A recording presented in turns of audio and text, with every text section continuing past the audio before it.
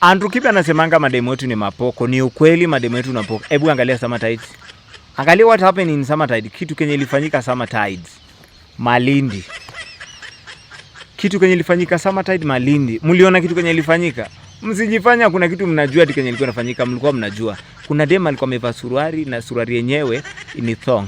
Alafu ameinama, vidonda vimejaa kwa matako hivi, zimejaa kwa matako. Nikajua hapa, hiyo ndio kitu mnaenda kuchukua Summer Tides. Mashoga wangapi wamekuwa Summer Tides hapo hivi mbali hapa na pale?